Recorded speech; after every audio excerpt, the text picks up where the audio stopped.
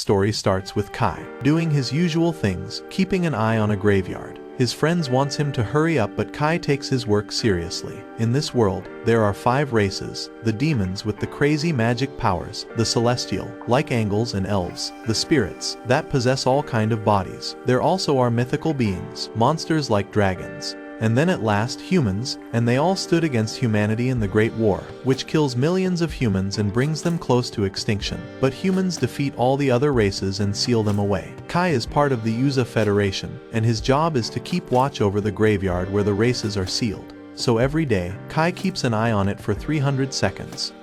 Kai's co-worker Asen thinks, why is he taking this all so seriously, and Saki suggests Kai to take it easy. Asen says that there are 4 graveyards in the world, so we need to relax. But Kai says, it will be disastrous if a single demon breaks out. That's why he cannot let his guard down. He declares that watching the graveyard is his duty. Sometime later, Kai is training hard, but he gets a warning that a low-rank soldier like him shouldn't be messing with a mythical beast. But he doesn't really care and begins fighting, but it turns out his attacks is no harm to the beast. Saki worries, so she shut off the hologram. She then tells Kai to stop being so reckless, but Kai thinks training is pointless without risk. Saki then admires Kai's determination and thinks, if he was around during the Great War, his name would have been with legendary prophet. But Kai cannot see himself winning against those 4 heroes of 4 races: demon, celestial, spirits, and hero of mythical beast. But she cannot even imagine what they would have done if they were still there. Luckily, Prophet Sid took them all, using the shining sword given by a god named Soka. There are all the proofs that the 4 hero existed, but there isn't any evidence of Prophet Sid.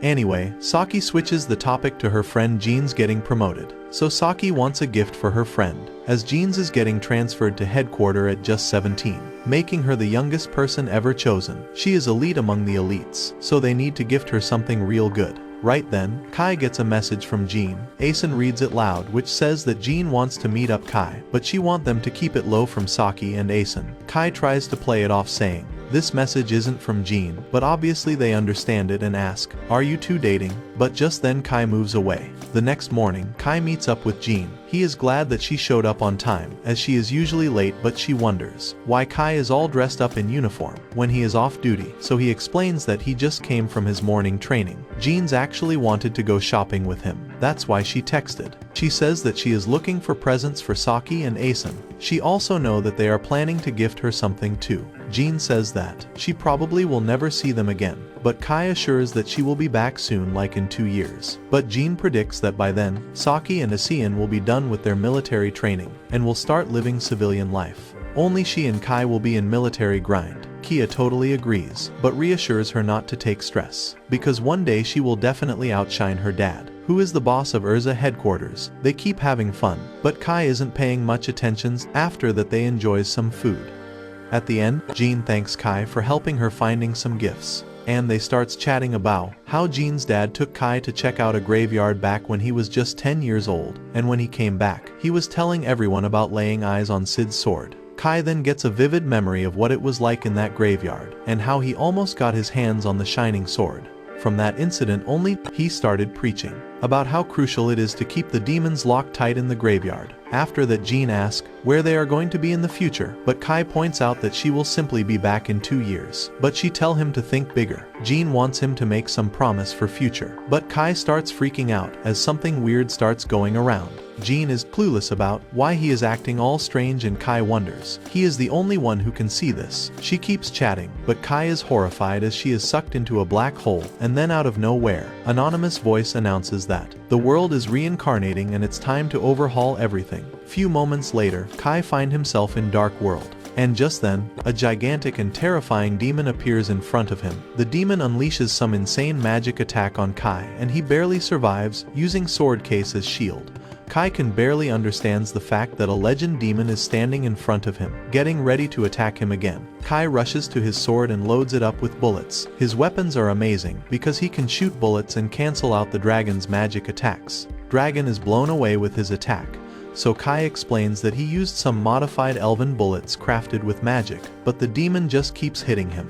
And Kai runs towards the demon and fearlessly, he pierces the demon's skin with his sword and shot him, knocking him off, exhausted entirely. Kai explains that the bullet he just used is modified and mimics the breath of the mythical beasts, and it's his first time using it. Just then another demon shows up asking, "Who are you?" He then starts talking, how the lowest species, human, can even think to take down demons. Kai says, "Why are you speaking to the lower species?" And the demon explains that the most effective way to enslave you is by using your language. Just then the demon starts using magic to wipe Kai up. Just then things are about to go bad. Someone saves Kai with a flash bang, and get him inside the car. This girl tell her crew that she got the Wanderer secure and she wanna know where Kai is from. Shocked to see the girl is Saki, but she doesn't have any clue who he is. Kai reminds her they are friends, and not even Asen recognize him. Kai cannot understand why they don't remember him, and sits down. He then tell them that they are from same agency, but they look at him saying, they are just soldiers in the resistance. Kai starts feeling confused, and asks them,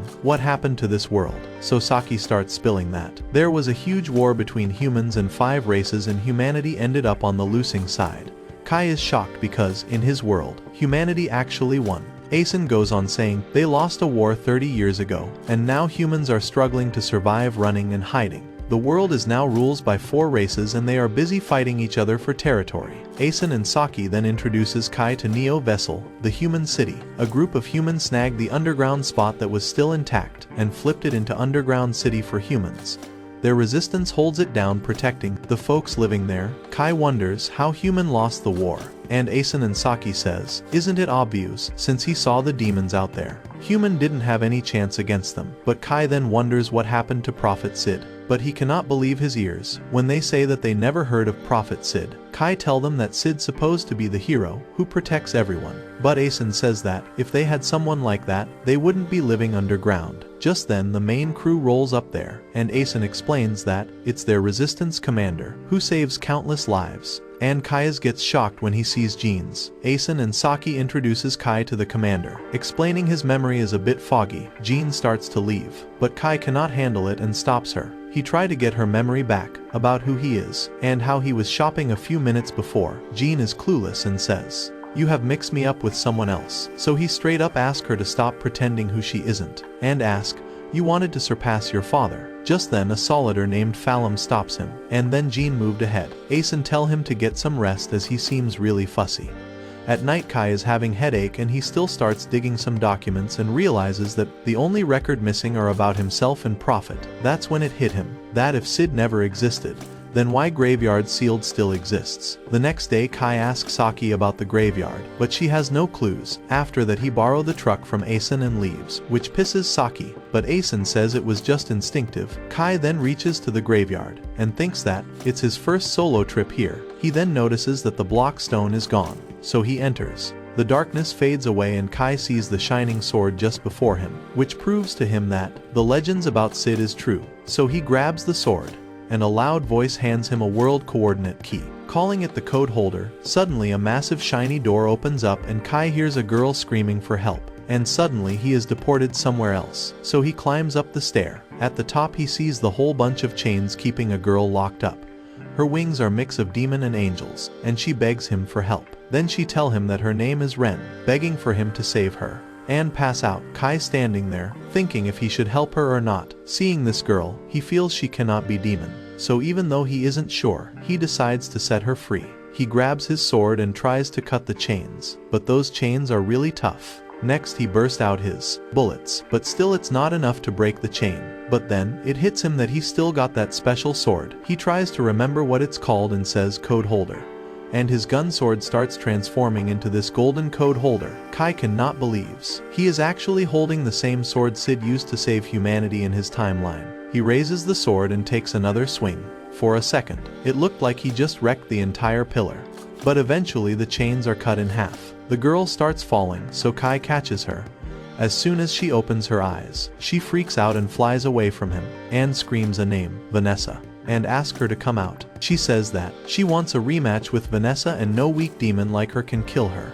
But before Kai could explain that he isn't a demon, Ren has already launched the attack at him. Because she hates demon, he manages to dodge the first attack, but he cannot escape the second energy blast she throws at him, and just it's about to hit him. He uses his code holder and slashes that magic ball in half, leaving Ren shocked, because no demon could have blocked that magic. Finally, Kai tells her that he is not a demon, and shows that he has no wings or tail, and says that, "I am human." Ren then apologizes for attacking him, but she says that she has a deep hatred for demons, so she simply assumed he is one. Kai hates demon too, so he realizes she isn't demon for sure. So he asks her about what race she belongs to, but she plead with him not to ask her about her race ever. Kai understands it but asks her more questions like, where are they exactly? But Ren have no clue either. All she remember is fighting with Vanessa, after which she was in this place. Kai recognized the name Vanessa and says, isn't it the hero of demon? Ren confirms it. Kai gets surprised, thinking Ren is really strong to fight a hero, and Ren claims that she can really wipe out the entire army of demons, but she also appreciates Kai for blocking her attack. But just then, a portal behind Ren opens up, and a monster appears from there, and starts talking about some singularity entity waking up and how it's a threat to the world. Monster then tries to attack Ren, but Kai saves her at the last second. But the monster is immensely powerful, as he keeps attacking, leaving them no choice but to run, and Ren agrees. So he grabs her hand and they both runs, but they don't know where the exit is.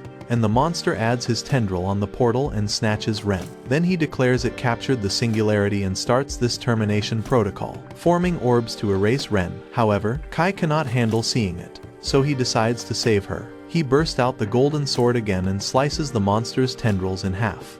The monster spots Kai and pees that he is holding that forbidden sword, but it cannot believe how a human like Kai hands on it. Know that Ren is free. They sneak out of the place using the same sword, taking them back in graveyard. Ren hugs him in relief, as she was so scared she cries, saying she thought they are going to die. So Kai holds her to calm her down. Ren says that this is the first time in her life someone has been kind to her, as till now all other races have been telling her that she isn't one of them, and the demons have been cruelest, always calling her abomination. That's why Ren got into a fight with Vanessa. Kai tries to comfort her, saying he knows how she feels, because all his friends doesn't remember him, and he is all alone here. The history he remembers is the one where human won the fight, but here, the demon seems to occupy all their sights. Ren's a little confused because she doesn't remember demon ever winning. In fact, when she fought Vanessa, humans were actually winning. Kai gets all hyped and asks if Ren remembers Sid, but she never got to meet him, so she doesn't know. But Kai, who might have overreacted, apologizes to Ren, but at least they both know the same history. Ren gets close to Kai and says he is the first person to stand by her side, and that makes her very happy.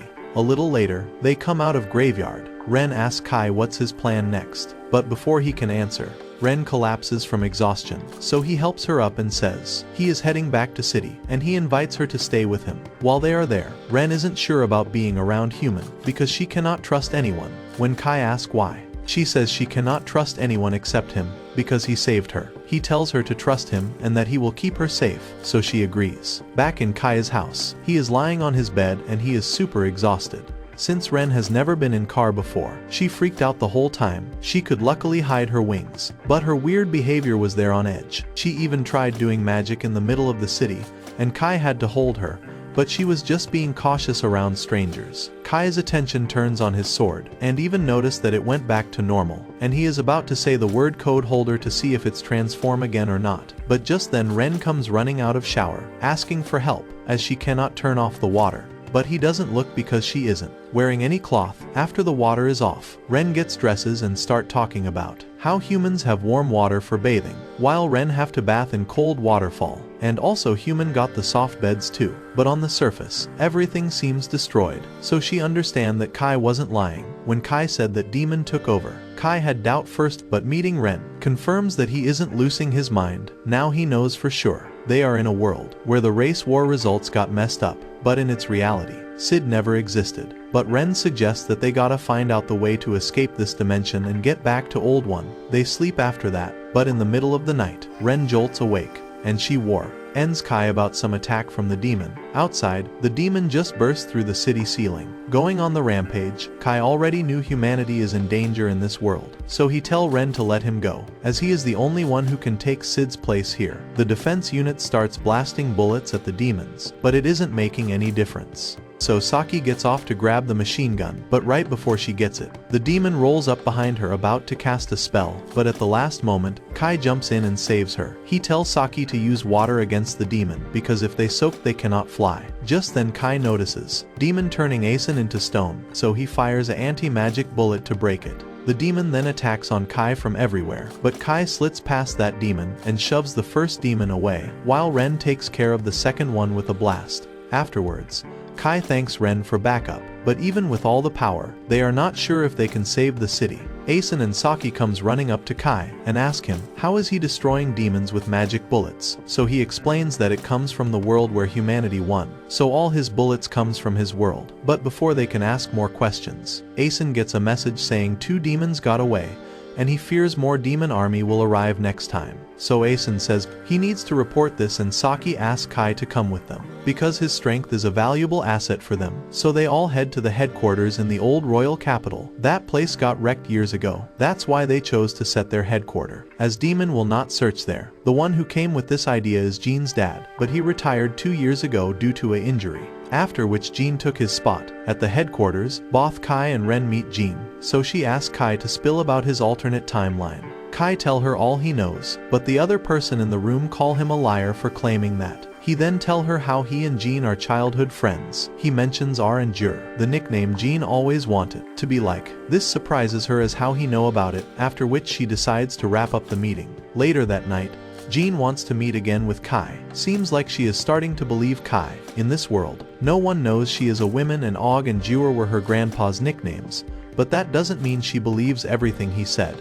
Still, she thinks his fighting skills are good enough to take a chance on him. She then lays out a plan to link up with other human sites and push back demons, who's planning to invade Neo Vessel. But Ren feels this play will not work, as this will attract more and more demon. Jean knows it's risky, but they don't have any other options. That's when Kai tell her to attack the royal city, and that they only have to take down one demon. That's Vanessa, the hero of demons. Jean says that it's crazy to go straight up against the most powerful demon, but Kai is confident that the code holder can handle her, so he says he and Ren will fight Vanessa directly. Demons are busy fighting themselves, so all Kai need is Jean and her crew to hold off the rest of the demons, while they fight Vanessa. After Jean agrees, they waste no time and start preparing to take back Urza Federation. The scene then jumps to Kai and crew gearing up for the battle. Meanwhile, Ren says how much she hates different races and humans too, for being weak, but moreover, she hates herself because she is a mix of all Theses races. Despite all this, Kai is the only one who accepted her for who she is. She really hopes he doesn't die on her. Then the scene shifts to the Urza Federation army marching towards the government palace, but Saki is in disbelief that their small squad is the one taking on Vanessa. She thinks the plan is good as Jean is leading them, but she is still worried about going up against Vanessa. But Kai says that the small squad is a key to reaching Vanessa quickly. Saki gets it, but she isn't really confident about the plan. But Ren then pats her head, giving her the reassurance that she will be fine. Ren tell her not to worry as she is strong enough to take down demons. Saki nervously asks, "Can you fight Vanessa too?" She stays quiet but then says she will handle it herself. Asen then shares his own worries, that he has no idea what kind of condition government palace is in, and fears that demon might spots them. Kai reassures him, explaining that demons are sensitive to magic and will not notice them. Asen then feels more calm listening to Kai, but Kai observes that Asen seems pretty calm, but he admits that his hands are actually shaking. He says that if they manage to defeat Vanessa, the whole world will be talking about them, and Kai assures him that he is counting on him. They then arrives to the place and Jean gives a speech to boost the morale of the soldiers. She knows some of them might be worried because of short preparation time, but she reminds them how long they have been fighting, and that all that fighting was a build-up for today, and now it's time to strike back and make their voices heard, and everyone gets motivated. They then heads into the capital through an underground passage, and Kai is shocked to see the government palace completely ruined. The demons patrolling the palace spots them and attack with ice magic. Kai disposes the magic with his bullet and takes down the demon with his sword. More demons shows up and Ren uses her magic to wet them all and hit them to knock them out at once. Kai pretends one of his bullets did it. Asen and Saki are surprised to see he has a bullet this powerful, but Kai tell him that it's his strongest bullet. He then asks Ren if she can sense Vanessa, and she find out Vanessa is in top floor. Kai tell Jean that they will now go towards the demon hero. Jean says she will go with him.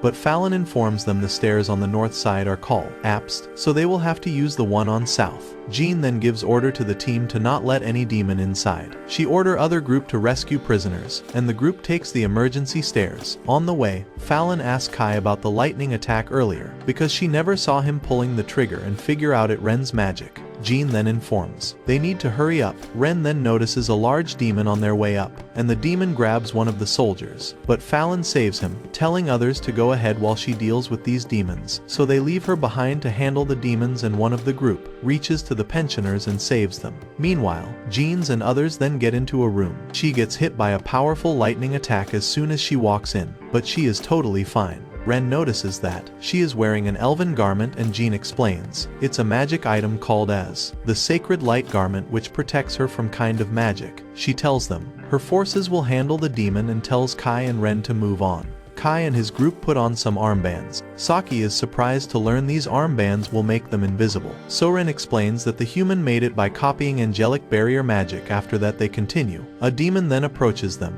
and Saki tries to attack, but Ren stops her and uses the magic of band to make them invisible. The demon passes right by them without noticing, and they all are relieved that the barrier is working. And soon they reach the breaker room. They tell Saki and Asen to stay there and cut power if it looks like they are losing to Vanessa, after which Kai and Ren move on, but then they hear an alarm. Kai worries they have been found, but Ren says her barrier should still be up, and Kai realizes it might be the building's infrared sensors. They keep going and spots a demon waiting for them. One demon says that human machines comes handy sometimes, revealing that demon uses the surveillance system to track them. Kai asks him if he maintains the system, and he learns that Vanessa suggests using it, since his slaves handles the maintenance, and he informs them that Vanessa is pleased by their invasion. Kai asks him to lead them to Vanessa, but the demon says he will use them for his own amusement. He and other demon then attack Kai, but Ren quickly flies out of the way and takes him to the stairs, leading to next door. She blocks off the demon and tell Kai to go ahead while she handles them. Kai isn't happy with this plan,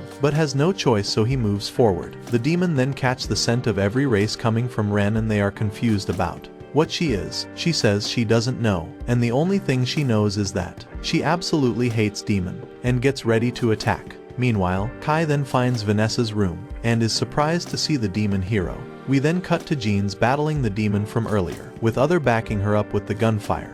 Jean tries to grab a demon, but he grabs her sword and attacks her with fire magic. Her elven protects her, and the demon realizes this. Jean's sword then transforms into a bow, and she uses it to take down the demon. Before dying, the demon notices that Jean is using elven magic and warns her that this magic will drain her life force, but Jean finishes him off saying, "Yes, I am ready to die." Just then another demon drops down from above to attack Jean, but Fallon swoops in to save her. The demon recognizes Fallon and wonders if she is the Dragonar who wields a drake named Fong Fallon. She denies it, and she hopes things are going well on the top floor. The scene shifts to top floor, and Vanessa asks if he isn't surprised that the strangest demon is a succubus. He says he is not surprised at all, and she finds him interesting. She asks if he is the commander who uses the elven garment, but Kai says he is not, as he is just an outsider from a world she was defeated. But Vanessa tell him that no such world exists. Kai doesn't care if she believes him or not, and says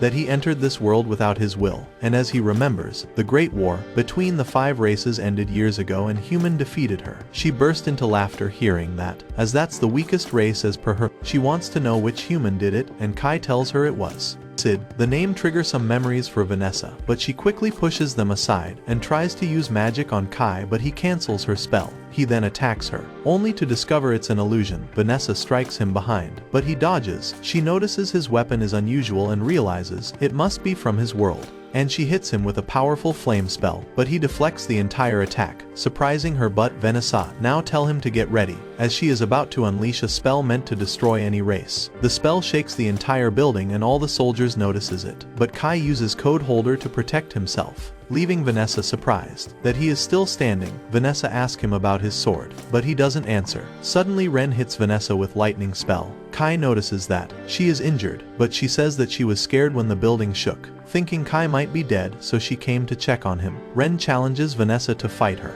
but before she could The monster from earlier appears through portal and binds Vanessa. The monster notices some strange change in Vanessa and realizes she has been affected by the forbidden word. It tries to vanish Vanessa from this world and exercise zero code, but she manages to break free and recognizes the monster as one of Alphea's servants. Vanessa retaliates with a powerful fire spell, severely injuring the monster. But it's still alive. The monster escaped through the portal, and Kai is stunned by Vanessa's strength. He cannot believe Ren was fighting someone this powerful. But Ren admits that Vanessa from her world wasn't this powerful, and now she herself is really scared. Vanessa then tries to heal her injury by focusing her powers, but it doesn't work, so she decides to prioritize dealing with Kai and Ren first. Ren knows that they don't stand a chance against Vanessa, so before she can attack, Ren flies in and tackles her, telling Kai to get out of there, as she will not be able to hold her for long. Ren throws a shadow prison barrier around Vanessa. She sees it's a spirit, magic, which is too weak to stop her, and she throws Ren back through the barrier. Before she could kill her, Kai charges into attack, since Vanessa is focused on him now. She redirects her blast onto him instead. Kai manages to block most of it, but still looks pretty injured. As blood starts pouring out from him, Ren cannot believe she let Kai get killed, and Vanessa asks her if she plans to escape now.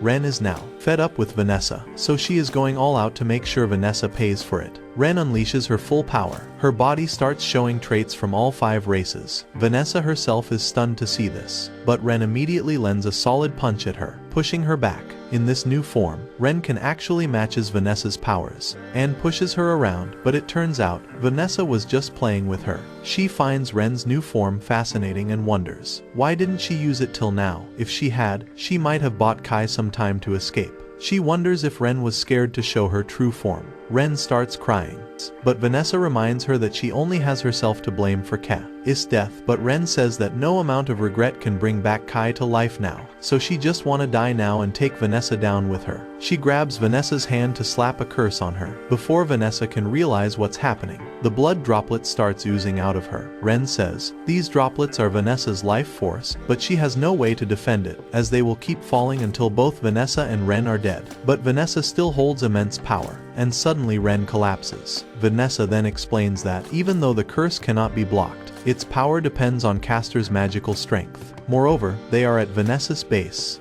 where she has already prepared for some major counter for attacks from other races. Behind Vanessa is a huge curse circle that vanishes. The spirits, magical beats and all other races. Ren hit her 3 times as hard, and she appreciate Ren for lasting that long, as she couldn't get her revenge for Kai. Ren just sits there and apologizes for not being useful and cries. Vanessa is fed up with Ren's weak voice, so she gets ready to finish her off with one last blast. But before Ren gets killed, the blast is blocked by Kai, who somehow is still alive. He tells Ren's no need to apologize and that she was actually the reason he could get up, as she fought really hard. Vanessa cannot believe he is still alive and asks, "How did you survive?" Kai remembers using the code holder to protect him again for the 2nd time, but he just keeps that to himself, and just gets ready to face Vanessa. She gets pissed that Kai would dare challenge her, so she reminds him that he is just an insignificant human who survived by luck. Kai says he will fight hard because Ren has risked her life for him, so he is gonna do the same for her. Vanessa gives a laugh at his words and asks Kai if he has got some plan, because she is really curious what he got. She says, human always talk big about their potential, but actually are the weakest. The spirit hero, the celestial hero and beast hero have had some powers, and at least she respects them, but when it comes to human, she hasn't met anyone she can respect. Unless Kai claims he is strong enough, although he doesn't call himself human's hero, but she asks to see what human can do, so he is gonna show her that. And from here on he is facing Vanessa as a representative of all humanity, even though Vanessa cannot think of anything that could beat her, but still she decides to take him seriously. She then uses her magic to summon a mini mirror to smash Kai, but Kai slices it into pieces with a code holder. Vanessa is impressed. He cut through her magic, but then she casts bunch of fire spell. While she does it, Kai signals Asen to tell him to cut the power, so it gets dark. Vanessa realizes she cannot see anything, even though she has a flame on her shoulder. And since Kai have no magic, she cannot sense him either. But still Kai's sword shines, so she targets the sword with her fire attack. As the dust clears, she is shocked to find Ren holding the code holder, while Kai is already behind her. All those years Kai has been training finally pay off. He locks Vanessa, and Ren throws his sword. over so he can finish her. The last thing Vanessa says before getting killed is, "I guess I lost to a human." As Vanessa collapses to her knees, her body starts falling apart. Ren and Kai notices something strange with her, and then Vanessa's memory comes back. She remembers everything about Sid, and she cannot believe she let herself fall for it. After Sid warned her something like this would happen. After knowing that she know about Sid, Kai starts asking her more questions. Vanessa tell him about world reincarnation that Sid talked about. Apparently, someone messed with the timeline and changed history. So Kai got to find this person who is one of the 3 heroes. Sid saw this event coming, so he give Vanessa his sword to keep it safe from the enemies, and she was the one who hid it. But Kai gets confused and asks why would Vanessa and Sid team up when they are supposed to be enemies. She says that she did fight Sid once, but he earned her respect as a serious fighter, and they ended up working together. There is a lot about old world Kai doesn't know, so Vanessa tell him to watch out for Code Zero as it's the darkest and most troublesome magic. Above all, Vanessa tell Kai that he fought really well, and she really impressed from his combat skill. She now gets what he meant by human spirit, although she is pissed that she lost, but would love to face him again, if they ever meet, and she vanishes. Although Kai is speechless after what Vanessa said, but the fight's exhaustion hits him and he ends up dropping to his knees, and is relieved that he took down Vanessa. Words about Vanessa's defeat spreads fast. Meanwhile, Kai is stuck on what to do next. Ren notices he seems off and asks, "What's wrong?" Kai says, something has happened to them, which is why they are the only one who remembers the old world. Because, if what Vanessa said was right, then the world flipped upside down, but just 2 of them remain same. Just then, Jane comes to Kai and thanks them, as they are the only reason they can enjoy this view freely. But she notices Kai and Ren doesn't seems too thrilled. Despite their win, Kai tells her he is actually relieved he won, but he doubts if he would be able to take Vanessa down again. Now that Vanessa is out of the picture, humans can rebuild the city, and even make it better than before. But Jean says that she will not be doing any of this work, and will also not be helping with the rebuild.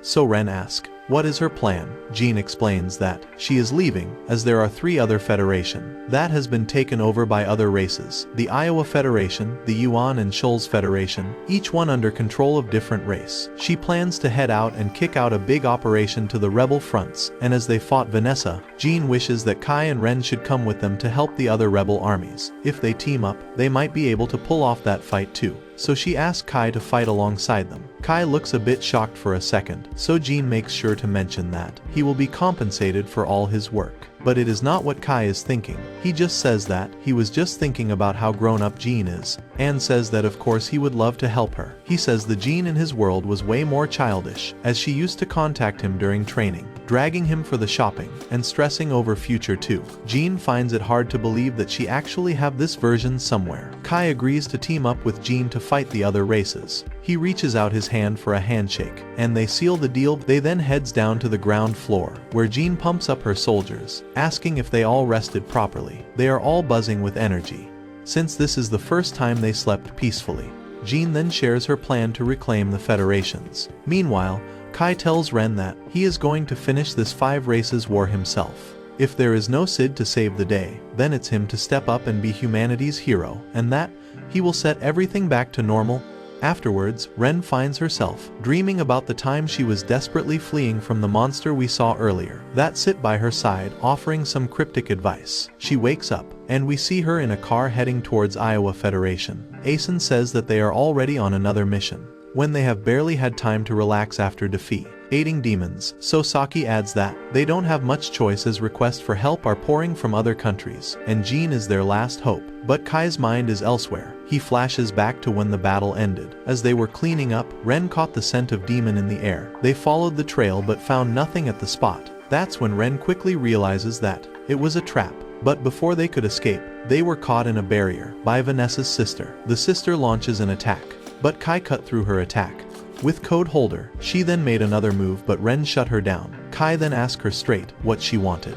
So she introduces herself as Hilt, the succubus, and Kai intermediately felt the heavy pressure she was giving off. She admitted that she was shocked that her sister was taken down by a human and says if she was there he wouldn't have stood any chance. Then Kai asks if she is there to take revenge for her sister, but she simply laughs. She admits that she loved her sister, but now that Vanessa is gone, she is now the new top lead, so she let him in on a secret that the demons can easily reclaim the royal capital. but they are letting the human hold on for now. Kai realizes what she is hinting for, but says that pushing the fight any further would lead them to get attacked from all races. Hill then offers him a deal, that the humans can keep the royal capital, but in exchange, all other territories will belong to the demons. She asks if Kai agrees, so he tell her that he will pass the message to the commander. But she further says that they should fight other 3 races, clearly hoping they all wipe each other out. She even teased him that she would reward him with a kiss if he succeeded, but Kai makes it clear that he isn't interested. She then leaves him with the information that she would take what she wanted with force someday. As she departed, she warned him to watch out for Alria,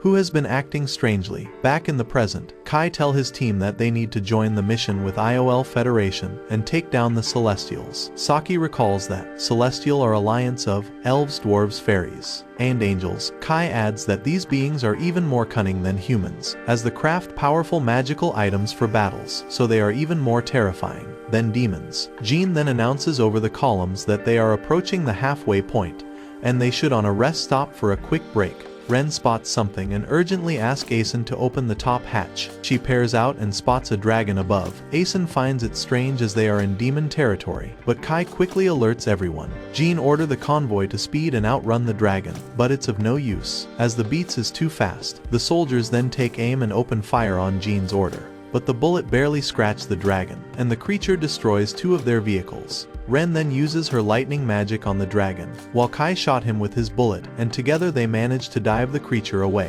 Jean then orders all vehicles to stop and rescue the soldiers who were attacked by the dragon. The scene shifts to the camp, where injured are getting treated. Ren and Kai uses the same tent, and Kai feel a bit guilty for taking up so much space. So he suggests that Ren could sleep in the tent for females, but she doesn't want that. Just then, Jean and Fallon gets in the tent. Kai puzzled and asks why they are here. So Jean explains that this is the tent for commanders, but the 2 of them serving as her bodyguard. Kai is surprised, and Fallon asks him to come aside for a talk. Outside, she tell him that she will guard outside the camp, while he is responsible for the inside. She also says that people might realize Jean is a woman if she stays with her. Kai agrees, and Fallon inform him that Jean will be sleeping in a light attire, so she warns him not to get any wrong idea. Kai assures her. Back inside, Kai sees Ren giving Jean a massage, which Jean is clearly enjoying and promising to return the favor later. Kai then sits there and brings up the dragon they encountered, admitting he wasn't expecting a mythical beast to appear there. She speculates that they might be scouting the area after Vanessa's defeat, but reassures him that the capital is well defended. She then casually says that she usually tosses and turns in her sleep, and apologizes in advance if she kicks him. Later, as they sleep, we see Kai struggling to sleep, but both Ren and Jean are clinging to him in their sleep. The next day, the journey continues, and Asen notices that Kai looks exhausted and assumes that Kai has been up all night guarding Jean. As they move forward, Ren spots the imposing border wall at a distance, and Asen informs the group that they are about to cross the IO Federation. Jean briefs everyone that their destination is Copia City, where the rebel army has set up base. As they drive to Copia, Saki is on the edge, ready to blast any celestial that crosses their path. Kai, who's trying to keep things under control, asks her to watch out before shoot, because the celestial and human looks identical. Jean then gives order to stop the vehicles, and they continue the journey on foot. Along the way, Ren casually picks a fruits and starts eating. Kai then asks if it's safe, and Ren assures him it is. She then tells him that she has eaten it before in the Elven Forest, so Fallon steps to clarify that celestial being destroys human city and then merge the Elven Forest in the cities. When they finally arrives at the rebel army headquarters, they are greeted by cheers from the humans of the area. The rebel army also salutes them as they enter. Zan, the advisor of rebel army, warmly welcomes them and expresses that the news of Jean's victory has sparked new hope among them. He then greets Fallon, revealing they have a history together. He is surprised to see her again, remarking on how long they both have survived this war. She greets him as well. Without wasting any more time, Jean requests to speak with their commander, so Zan escort her to him. As they walks ahead, Zan wonders how much Jean knows about their commander. Fallon steps in, explaining that his name is Dante, the descendant of royal family of Io Federation. He calls himself a emperor, but he is a envious and downright obsessive. Fallon warns that he might see Jean as threat, and Zan confirms it. asking Jean to be patient while speaking. When they arrive, they meet the assistant commander, Kuber, who explains that she will be joining their meeting and that she will handle everything. Ren feels something off about Kuber, but keeps it to her. Finally, they comes face to face with Dante. Jean introduces herself to Dante, but he immediately questions why she is late, saying she was supposed to arrive this morning. She explains that they encountered a dragon on Hiwei, but Dante couldn't care less about her excuses. He coldly asks why she is even here. After her victory at Ur's Federation, does she wish to take Io Federation too? But Jean calmly clarifies that she is here because she was asked for the assistance. Dante explains that his subordinated asked for help without his consent. Jean then says that she wishes he doesn't want to be ruled by the Celestial, and he grudgingly agrees. She then cuts straight to the point, telling him that chasing glory is pointless right now. And if he wants honor, he needs to be worthy of it, because in the end, it's the soldiers who decides to be praised. Although Dante seems shocked that a commander is giving him advice. Scene then shifts to a strategy meeting between Jean forces and rebel army. Zan then tell them how they don't know the locations of the celestial beings, so Jean boldly offers to lead the search herself. She asks Dante for permission to borrow some elite soldiers, but he shuts her down, claiming it's foolish for a commander to lead. Jean responds that she is willing to put her life on the line for the soldiers who are fighting for their lands, inspiring the rebel troops. Later that night, Ren is getting Asen to cook something unique. The dish looks weird, so Asen asks if it's edible, but Ren assures him that it is edible. Meanwhile, Asen casually asks Kai if he noticed Kuber, commenting on her beauty, and Kai is also surprised that Ren is also curious about Kuber. The next day, John is out scouting the elven forest with rebel army. While back at the camp, the Emperor is grumbling about how reckless Jean is for scouting herself. Kuber agrees, saying that she should stay in camp and then command the army. Dante is worried that Jean will sway the soldiers with her boldness, but Kuber reassures him that her influence will be short-lived, so he says that Kuber is the only entrusted person he has, and she secretly smirks at him on how gullible Dante is. Meanwhile, Jean returns and immediately starts drifting maps based on her findings. Kai notices that Fallon was worried about Jean, but when Jean brushed it off, Fallon got really angry. After strategy meeting, Jean lays out details of her scouting mission. She outlines the next step, telling the soldiers to be ready. Once the meeting wraps up, Ren impatiently asks Kai when they will get to fight. Kai explains that they will engage after they are fully prepared. Ren then notices that Kuber and Dante are absent, and Kai speculate they aren't interested to command. Meanwhile, Dante is envious of Jean's growing success, so Kuber hands him a paper suggesting they need to accomplish something more powerful. So he informs Zan that he will personally lead the soldiers in Elven Forest. Zan is surprised and doubts his ability, but Dante arrogantly reassures him, revealing that he already has a flying column in Forest. Zan tries to warn him that this will mess their coordination with Urza Federation, but Dante is too full of himself and cuts him off, and asks him not to share this intel. Meanwhile, John gets over with another meeting, and Ren comes running to him, expressing her suspicion that Kuber may not be human, which surprises him. And elsewhere, we are shown the after effects of a crushed rebel army above the scene. A castle hovers, and inside Ulria informs the dwarves and elves that the angels plan to cut ties with them. They are stunned to hear this and ask about the monster figure behind Ulria, but he says nothing and launches an attack on elves, and the elven Grand Elder attacks him back. But despite her efforts, Ulria swiftly traps her in a crystal prison. The force of his attack pushes 11 Shrine trembling her down in the forest. After some times, the Shrine Maiden awakens in her home. The other elves senses unease and ask her questions about the elders' fate. She urges them to stay calm and instructs them to gather everyone, elves, fairies, and even dwarfs. One of the elves then inquires about the capture humans, and Riran realizes this isn't the moment to handle them, but suddenly, she comes up with a plan. The scene shifts to Jean and her forces in the Elven Forest, and Fallon reports that they haven't had any contact with Dante since the previous morning, and Jean wonders, it's weird for Dante to go in the forest knowing the risk. Kai speculates that someone might have set this intentionally, pointing towards Kuber. He suggests that she might be a elven spy, noting how easily elves can look like humans if they hide their ears. Jean then starts to worry that there might be other traitors lurking within the army, and so they need to investigate the situation themselves. Fallon then turns to Asen and Saki, asking for status reports on their rear flank, so Jean orders Thaz to defend the rear at all cost. Afterwards, Fallon spots some broken gun scattered around, and she is sure they belong to the Io rebel army. Jean realizes they must have fallen victim to a trap magic circle hidden in the tree. She feels trap was easy to avoid, but Kai points out that the real danger lies above them. They all look up and realize the true trap is cast on the leaves. Jean admits, it's a clever trick, one she wouldn't even had noticed if Kai didn't mention. But just then Ren picks up a scent of an elf, so the group follows Ren's lead, and the other asks Kai if they are really on right track.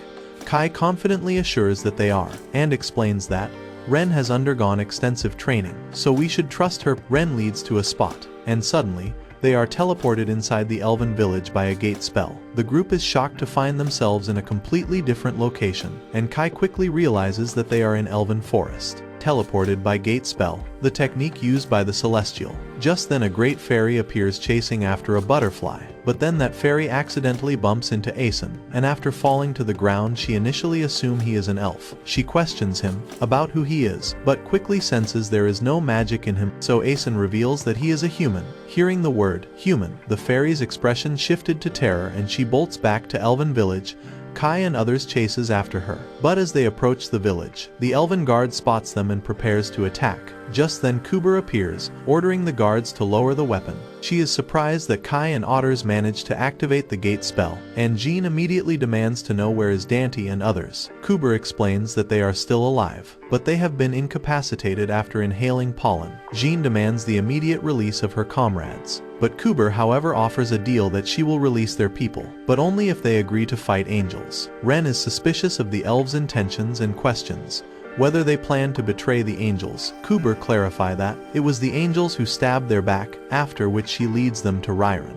Ryren greets them, noting this is the first time any human have made it in the elven forests. She introduces herself as the Shrine Maiden, and then inquires if they are truly the one who defeated the hero of the demon. Jean confirms it, and then Ryren notices Jean's elven garment, and questions how come she possess it. Jean explains that she took it from a group of demons near the border of the Urza Federation. Jean then asks again, what's the matter? Ryren then propose a contract that, in exchange for their captured comrades, she requests they rescue their Grand Elder from Alpha. Kai is surprised to hear that. Ryren then explains that Ulria has changed dramatically. She recalls how he used to be warm and gentle, but recently he demanded that the elves, dwarves and fairies bow down to the angels, the demand they couldn't accept. In response, Ryren and Grand Elder approached him, but instead of hearing them out he captured the Grand Elder, and she escaped. She then says that Thy will provide humans the guidance for the mission, but makes it clear the actual task of recusing the Grand Elder will be all up to them. Fallon, cautious, demands proof that Ryren's story isn't a trap,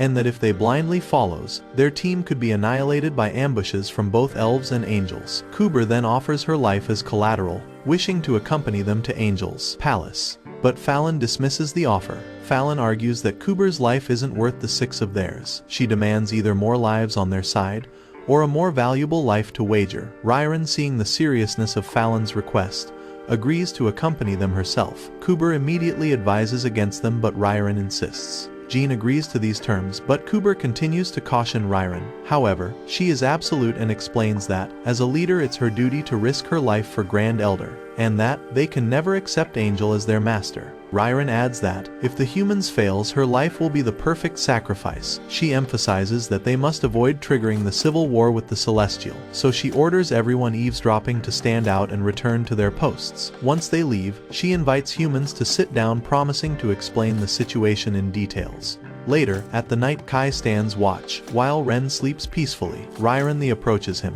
and she seems puzzled by humans, questioning why they insist on staying awake at night. She assures him that they have no intention to attack them until the contract they made is over, and Kai is relieved to hear this. She then asks Kai that the power he took down Vanessa, will that power be enough to defeat Ulria? Kai wonders if she want him to kill Ulria, but she makes it clear that he will definitely face Ulria tomorrow if they go in the palace, and if his power aren't enough, they all will be dead, and Kai understands that. She then warns him that if he dares to run away, she will not let him run alive. Kai then asks her if she knows a human named Sid, but she denies and walks away, left alone. Kai wonders even the elves doesn't remember Sid. He remembers what Ben Saa told him about the 4 heroes, potentially holding clue about world reincarnation. The next morning they prepares to enter the Angel's Palace. Saki tries to contact their headquarters hoping their messages are getting through. Ririn explains that the palace is just above them and she activates a gate to transport them to the palace. And Kai noticed the double layer activation, a defense mechanism for other races, except humans, as they are too weak. Kai isn't surprised by Celestial's arrogance. Seeing the same underestimation the demon have shown, she agrees with him. Finally they are teleported to the Angel's Palace,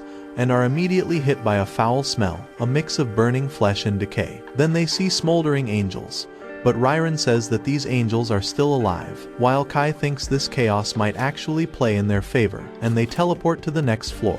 Meanwhile, Fallon remarks on their luck to have an elf guide, without Ririn. Entering to this place would be impossible, but their progress is cut short when they are attacked by an angel named Vicious. Ririn is shocked to see that Vicious has also turned against them. Vicious declares that she is just a servant to Alria, acting on his orders. Ririn then asks if she is the one who attacked angels outside, but Vicious says it was Alria himself who punished them. She then reveals that the Great Elder Elevs is imminent, intended as a message to all other races that they are inferior to angels. Then she begin attacking, and Kai stroke the counter. Fallon, Asen and Saki engage in the battle. They ask Jean and other to keep moving, while they hold off Vicious and they rush ahead. On the next floor, they encounter an angel knight named Raph. Ren steps forward to face him, telling the group to move ahead without her. Raph then asks if she wishes to sacrifice her life, but Ren replies that she will give it all. They finally reach the last floor, and Ririn immediately begins disabling the barriers, separating the floor from Auria's lair. As she works, Jean apologizes to Kai for letting them face Vanessa alone,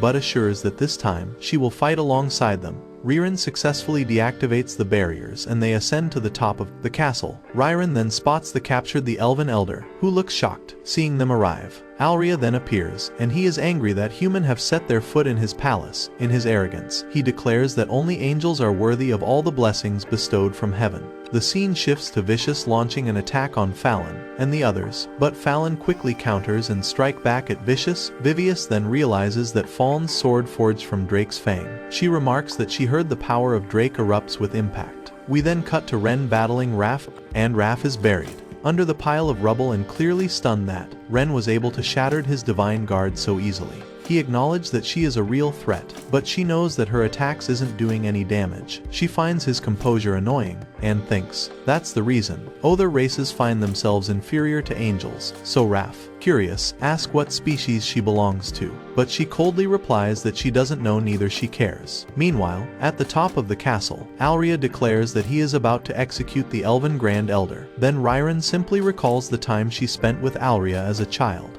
and she furiously tells him that he has no right to lead the Celestial. She declares she is gonna kill him and charges, but he strikes her with a blade. So Kai intervenes with Code Holder to protect Ririn. Alria, shocked, questions if Kai is a human. He asks if he is an elf disguised as human. Kai replies that he is just a human. Alria cannot wrap his mind around why a human will save elf, but Kai explains if something happens to Ririn, the elf will hold more grudges to humans. But he tells Kai that both he and elf would been toast if his judgment have been slightly off about elf. He then notices Kai's weapon and he proudly revels that this sword was powerful enough to take down Vanessa, and Alria will be treated the same way. Hearing this, Alria laughs as he cannot believe that the demon hero actually lost to a human. Kai fires back, questioning if Alria is really in a position to call anyone fool, because unlike him, Vanessa wasn't busy trying to kill her own people. Alria arrogantly states that what he does with his people is his business and declares that he is the noblest, the brightest star in the existence. Jean, unimpressed,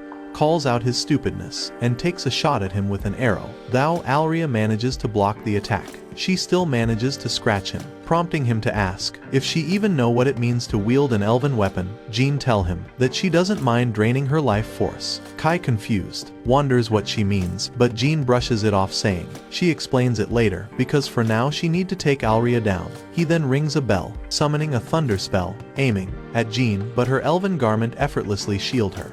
Alria is shocked and Jean explains her garments can handle any magic. Alria is enraged and launches an even powerful thunder attack at them. Ririn quickly uses the third form of her magic item to shield everyone, leaving Kai impressed. She explains that she doesn't want to owe the humans anything, and Kai starts making strategy, thinking that their best shot of winning this is to turn it into a 4-against-1 fight. Ryron realizes that freeing the Grand Elder is priority and runs towards Elder, but before they can reach, Alria hits a spear their way. Kai steps in, deflecting the attack, and remarks that Alria underestimates humans. Meanwhile, Ryron attempts to use the Eleven treasures to break the seal, but the sword doesn't even leave a scratch. Ryron is stunned and reflects the battle so far. Alria have been using a bell that summons thunder, a spear that easily cuts to her barrier, and a cascade that seal away their Grand Elder. She cannot understand how he is managing to wield all these magic items. Even if he is a hero, it should be draining ton of magic.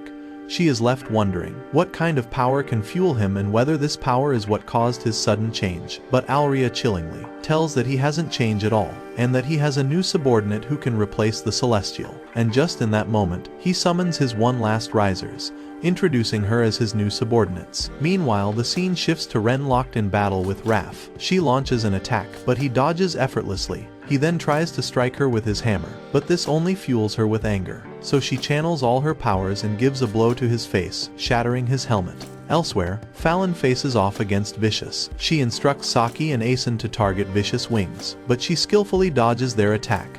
And then Asen throws grenade at her, but she dodges that too. But Fallon seizes the moment and manages to strike Vicious wings. Knowing they are the source of her magic, she gets shocked, wondering how Fallon know this. Fallon tell her that she got this tip from a man from another world, and Vicious accepts the defeat. Meanwhile, we see Raph also surrendering, and tells Ren to go ahead, hinting that she might be the one who could free Grand Elder. Ren wonders if he lost on purpose. He simply states that both him and Vici Yus have been waiting for this moment ever since Alria changed. We then turn to other floor, where Vicious turns to Fallon, asking her to apologizes to her old friend on her behalf. She wants them to tell Ryron and Grand Elder that Vicious sends apologies. However, Fallon remains unfazed, mentioning that she doesn't really care, and admits that Vicious underestimated her by choosing to clash blades instead of flying, and she lowers her weapons. Asen and Saki ask if she is really letting her live, and Fallon calmly explains that she has no intention to kill someone who isn't giving their all.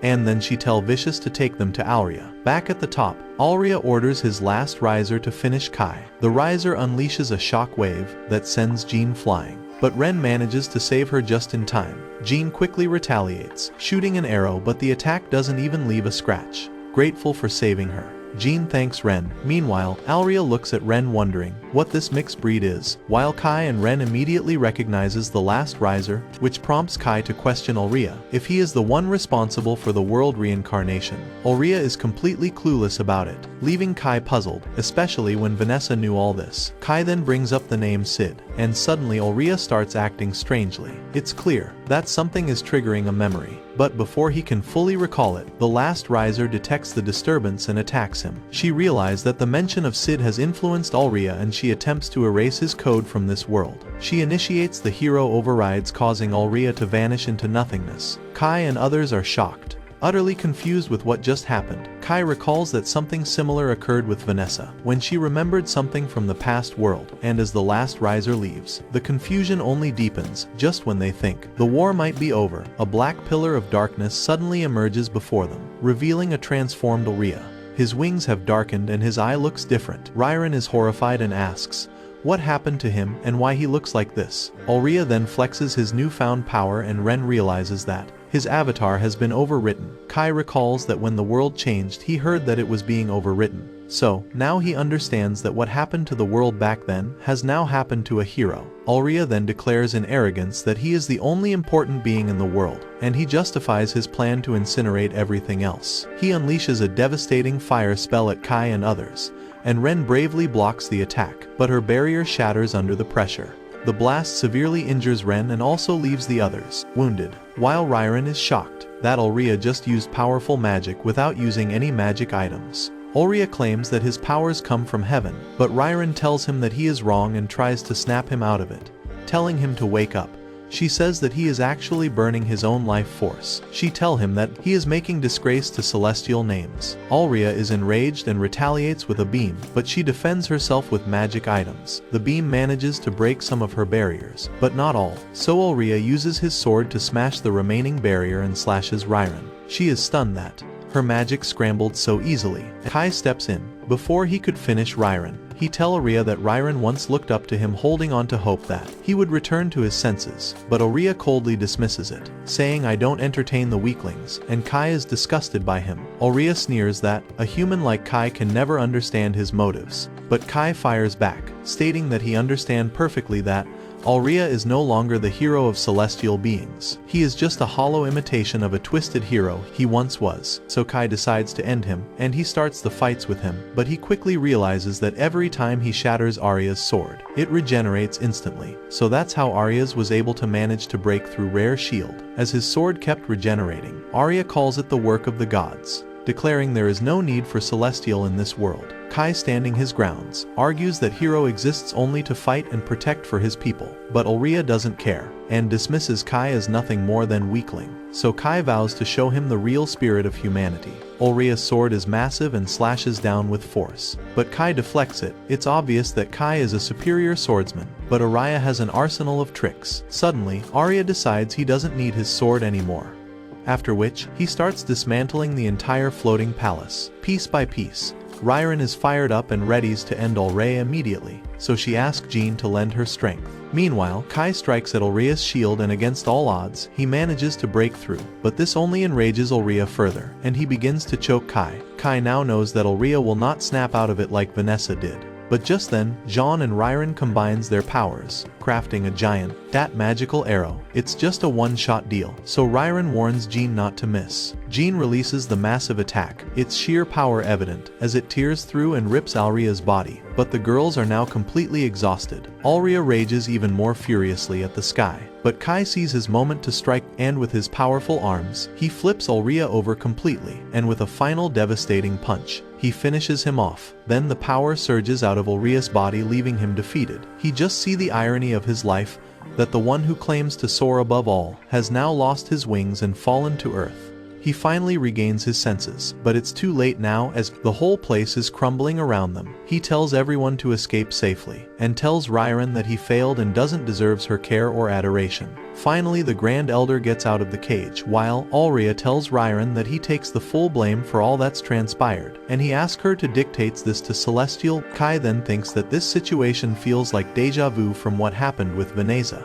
Aurea reveals that Sid had entrusted him with a cryptic message. Sid had spoken about something that was supposed to exist, but Aurea admits he has no idea what Sid meant. But it was clear, Sid was deeply frustrated. He also shared that the cause behind World's reincarnation was anger. He then tells Kai that he acknowledged him, because despite being a human, he risked his life to save an elf. Aurea believes this act triggered the taboo code, so he urges him to shatter the hatred festering the world. Those end up being Aurea's final words, and he vanishes after that. A while later, we see that everyone else is safe, but Angels feels useless, since they didn't actually do much. Kai starts wondering when Aureus began changing, and Angels explains that it all started when Last Riser suddenly showed up. It was Aureus' subordinate for a while, so Kai wonders, if he was Aureus' subordinate, why would it attack him? He remembers Last Riser's first appearance when Kai rescued Ren, almost like it was keeping an eye on him. So Kai gets worried, thinking, if it's still after Ren. Ren again sees the same dream, where the man helping her asks Last Riser if it is the one behind something. She wakes up and immediately hugs Kai, who's relieved that she is awake now, but she gets freaked out when Jean pops up there out of nowhere. But Jean points out that she has been here the whole time. Ren didn't notice her. Jean sees Ren's wing and reminds her that she needs to know everything. Ren then admits that she isn't human and doesn't even know what race she belongs. So Kai apologizes for not telling Jean sooner. Jean mentions that non-humans are generally burnt at the stake, but Jean knows that Ren is different, as she fought besides Kai against the demon, and even saved Jean's life. Kai promises that Ren is on humanity's side, and Ren says that all she wants is to be at Kai's side, but admits that it feels good to know Jean trusts her. Jean worries that Ren's secret could cause troubles with the other soldiers, so they agree to keep it among them. Afterwards, Jean gets a little curious and wishes to touch Ren's wing, which tickles her, but Jean cannot resist and keeps tickling, while Kai just stands there watching. A while later, we find that the Elder have been freed and they strikes a deal with humans. For the next year they will stay out of each other's territories. Jean says that she will notify the rebel army about this, making the deal official. After that, humans receives gifts, and Jean is stunned to see her shattered bow magically restores.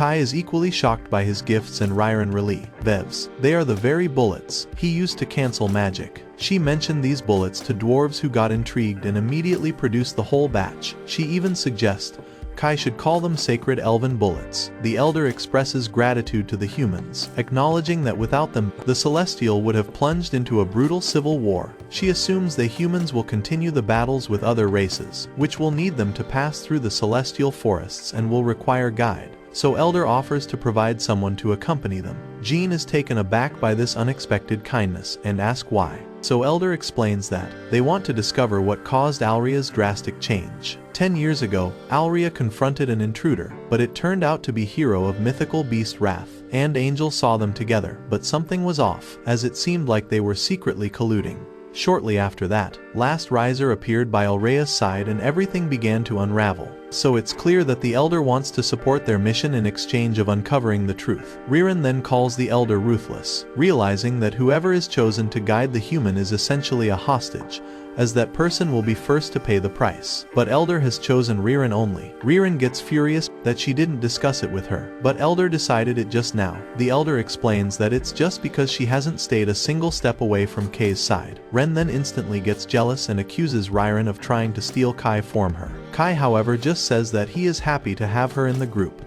Back at the headquarters, Jean informs the rest Bell army about the truce, and Zaf seems pleased by the news. But Dante on the other hand has something else in his mind. Now that humanity has managed to defeat both the demons and the celestial, they will not be underestimated anymore. This means that all the tactics they have used up until now will not work going forward, and mythical beast will now see humans as a real threat, so the rebel armies must work together more effectively than ever before. Dante then brings up the commander of UN rebel army known as the Lion King Balman, and Fallon praises him as a great commander. Dante then assumes that Fallon doesn't think he is a good commander and get upset, but he quickly pulls himself together and explains their surprise tactics will not work on other races anymore, and they will need to go head-to-head in battle. Fallon decides to cut straight to the point, telling Dante if he can drop his ego he might become a leader for humanity. But Dante quickly passes that role to Jean, but she has no interest in taking on such a grand role, because all Jean wants is to end the war with 5 races. Elsewhere, a red box beast is meeting with a hero of the spirit, called Kyoka. Both of them are worried to hear about the other hero's defeat, blaming their failure on a lack of vision.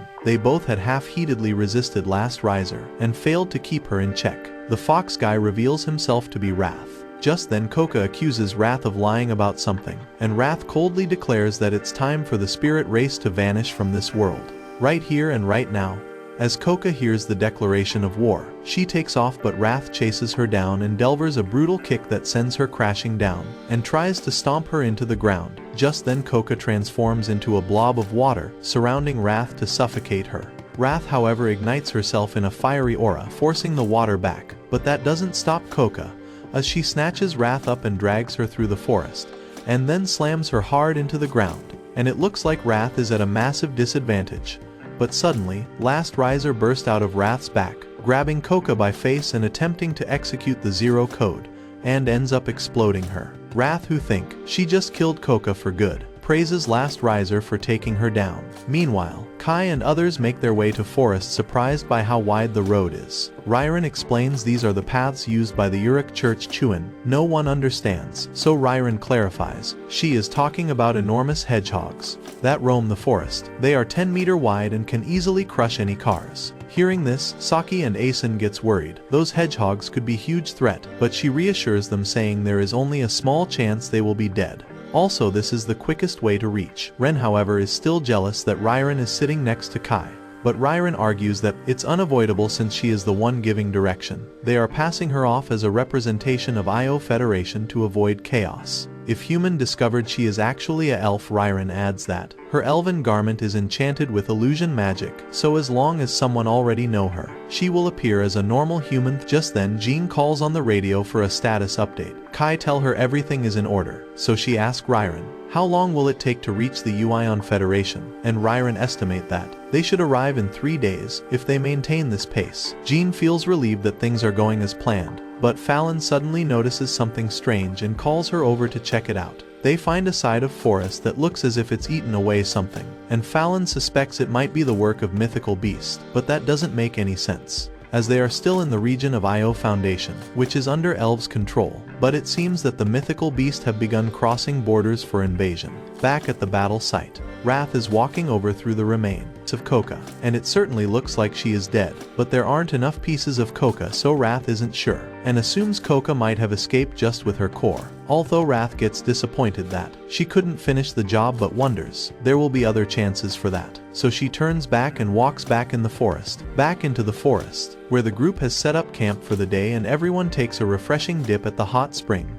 After the spring, Kai takes his task of guarding Jean's tent, while the girls enjoys their time in the bath. Kai knows he cannot join them, so he worries the girls might end up fighting with one another. His concerns prove to be right, because in no time Ryron and Ren seems to be arguing about who is better among both of them. They both end up in an inevitable face-off, but then Jean interrupts their heated debate and asks the two to listen, as she has something important to discuss. She explains she was talking with Kai about the code holder and the world reincarnation concept, and while he doesn't know much, he is certain that the code holder wasn't made by humans. Jean warns Kai that using it could be dangerous, but he says that it's far more reckless for her to keep wielding elven weapons when they drain her life force. But Jean admits that, without it, she wouldn't be able to contribute in the fight, so she cannot give up on her weapons. More importantly, they need to discuss Last Riser, which keep appearing at critical moments. It severely wounded Aurea, and even was present when Kai fought Vanessa, but Kai has no idea what it is because there were no records of this creature even in his world. But what he have seen so far is Last Riser seems to monitoring heroes and attacks them if they hear the word Sid. Jean wonders what kind of relationship Last Riser have with the remaining heroes. There is no way to know that without facing the heroes, so they will have to keep fighting them to end the race war. Back in the present, Ryron agrees that the Last Riser is a serious threat since it managed to affect Aurea, and they know nothing about it, so they manage to stay vigilant for Last Riser. Ren is terrified by even the thought of encountering Last Riser again. She doesn't know why, but whenever she sees it, she gets paralyzed of fear. Jean apologizes for bringing up such a frightening topic, but suddenly they feel a violent tremor. Something is happening in the camp, and we see the two soldiers are fighting a mythical beast, shooting at it, but their bullets have no effect. Kai arrives and identifies the creature as a behemoth, and without hesitation he charges at it, and fires a special bullet, which actually manages to hurt it. Fallon soon joins him, and together they manages to cause some damage to Behemoth, but that isn't enough to bring it down. So Fallon throws a flashbang to blind the beasts, and orders everyone to retreat. Kai is shocked that his modified bullets didn't kill the beast, as that was made for these beasts. Only this lead to a realization that these mythical beasts are stronger than the one from his world. Jean quickly orders her troops into formation to handle the threat more effectively, as they need something far more stronger to take it down. But they don't have any heavy artillery since they weren't expecting to face an beast.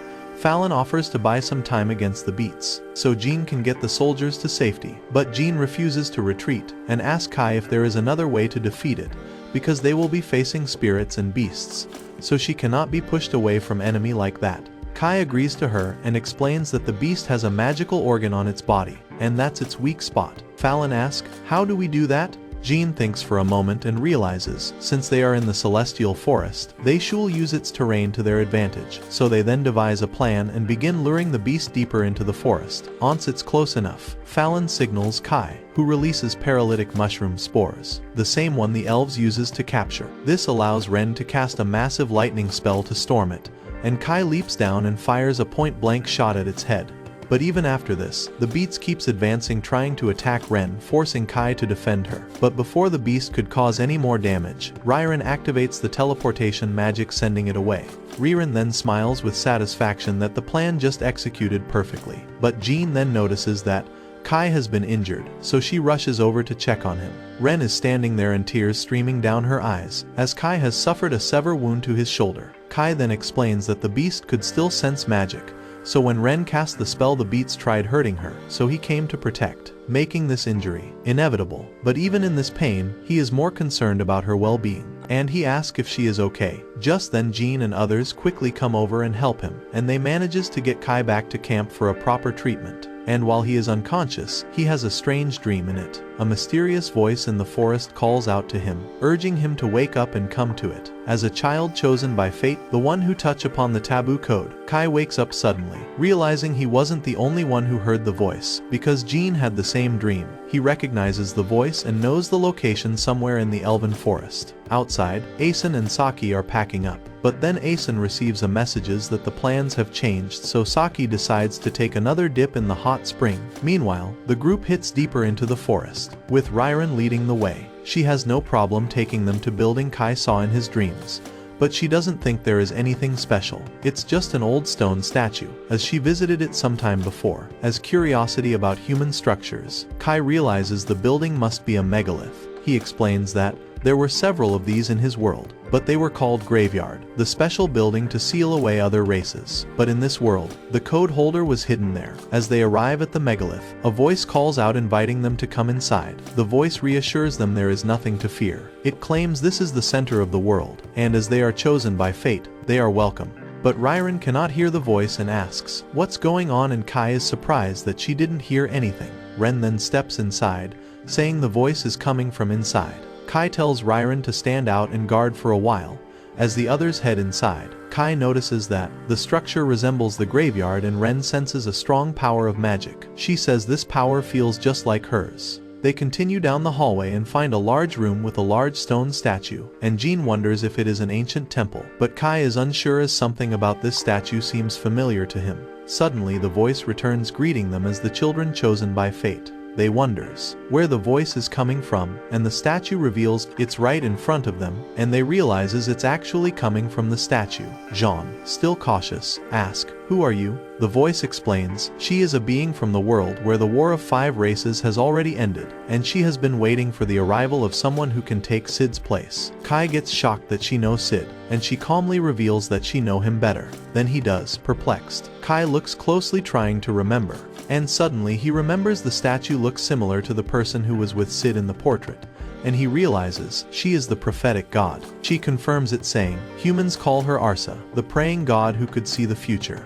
Jean is baffled. Kai says that he has spoken to her about Sid, the one who defeated 4 heroes and ended the war, and he was called prophet because he received a divine message, and Arsa was the god who gave him the shining sword. Kai admits it's difficult to believe because he knew the human named Sid existed, but always thought the prophetic god was just a fairy tale. The god says that humans have worshipped her for ages and that's why she protected them, and that's the reason she created the code holder. Kai suddenly remembers the code holder and realizes it was her all along. The voices he heard, she is pleased that he remembers and says she is happy that in a world without Sid, he is the one who received code holder. Jean asks God about what she wants from them, and the god declares she has a prophecy for them. She explains that this is all she can offer now, as she has deleted all her power in forming code holder, which has left her unable to stop world reincarnation. Kai asks about it, and she replies that she doesn't fully understands it, but all she knows is that the world has been overwritten by a false history, and because of world's reincarnation, Sid's existence has been erased, and a false reality has taken its place. Jean is in disbelief and argues that humans have been fighting in this world for many decades, and that all of their efforts, sacrifices are unreal. The god clarifies that it's actually the opposite. The world reincarnation has reversed the world's fate, but it's still incomplete.